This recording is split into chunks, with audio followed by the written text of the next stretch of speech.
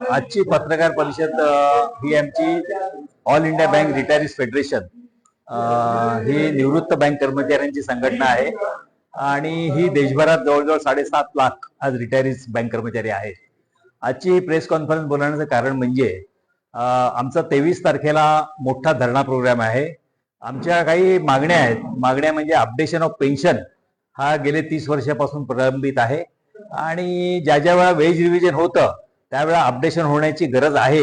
कारण सेंट्रल गव्हर्नमेंटच्या कर्मचाऱ्यांचं पण होतं, सरकारी कर्मचाऱ्यांचं पण होतं, पण बँक कर्मचाऱ्यांचा हा प्रश्न भारत सरकारने आणि इंडियन बँक्स असोसिएशननी जे वेज करार करतात त्यांनी हा आमचा अडवून ठेवलेला आहे. म्हणून आमचा हा धरणा प्रोग्राम आहे 23 तारखेला आणि त्याच्यासाठी आजची प्रेस कॉन्फरन्स होती. या संदर्भात तुम्ही कोणाला पत्रव्यवहार केला, शासनापर्यंत पोहोचल्या तुमच्या मागण्या? आतापर्यंत आम्ही निर्मला सीतारामजी भारताच्या ज्या काही अर्थमंत्री आहेत त्यांच्यापुढे हा प्रश्न मांडलेला आहे. आमचे वरिष्ठ नेते जे ऑल इंडियाचे आहेत ते आतापर्यंत जाऊन भेटून आलेले आहेत. त्याचप्रमाणे अनेक खासदारांना पण आम्ही पत्र लिहिलेली आहेत, परंतु आमच्याकडे अत्यंत दुर्लक्ष केले गेले आहे. आम्ही या भारताच्या आर्थिक विकासामध्ये आमचा मोठा सहभाग आहे. आमची वय सध्या 70च्या पुढे आहेत, 65-70च्या पुढे, आणि अशा वेळा सरकार हा निवृत्त बँक कर्मचाऱ्यांवरती अन्याय करतंय असं आम्हाला वाटतं. मी प्रथमच तुम्हाला सांगतो की आमची संघटना अराजकीय आहे, त्यामुळे कुठल्या पक्षाशी संबंधित आम्ही नाहीत. सर्व बँकेतले निवृत्त कर्मचारी हाच आमचा माहितीचा अधिकाराचा स्त्रोत आहे आणि ताकदीचा स्त्रोत आहे. त्यामुळे अजून आम्ही कुठल्या पक्षाला म्हणून किंवा कोणाला अप्रोच झालेले नाहीत कुठल्या मदत द्यायची.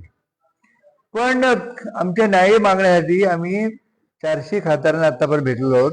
भारतभरामध्ये काही केंद्रीय मंत्र्यांना भेटलेलो आहोत आणि यासाठी आम्ही आमचं आंदोलन करतोय. आम्ही त्याचबरोबर दुसरी महत्वाची मागणी आमची जी आहे की आमच्याकडे तुम्ही साफ दुर्लक्ष करताय आणि आम्हाला तुम्हाला जो कायदेशीर अधिकार आहे आमचा की आमच्याशी बोला किंवा आमचं म्हणणं ऐकून घ्या, म्हणजे ऑपॉर्च्युनिटी टू बी हर्ड हा जो न्यायाचं मूळ तत्व आहे. न्याय देणं किंवा न देणं हा भाग नंतरचा आहे, पण ऑपॉर्च्युनिटी टू बी हर्ड हा सगळ्यात महत्वाचा मुद्दा आहे. तर आम्हाला बोलवतच नाही, आमच्याशी बोलत नाहीये, तो सगळ्यात पहिला महत्वाचा मुद्दा आहे. यासाठी आम्ही आंदोलन करतोय. हे आंदोलन भारतभर चालू आहे. आतापर्यंत लखनौ, जयपूर, कानपूर, दिल्ली, चेन्नई, बंगलोर अनेक ठिकाणी झालं. 23 तारखेला मुंबईला आहे. अजूनही पुढे चालू आहे आणि यापुढे आमची केंद्रीय समितीची समिती आहे, त्याची बैठक आहे हैदराबादला 20 जानेवारीला. त्या 20 जानेवारीच्या बैठकीमध्ये आम्ही पुढला मार्ग काय करायचा हे आम्ही निश्चित करूया.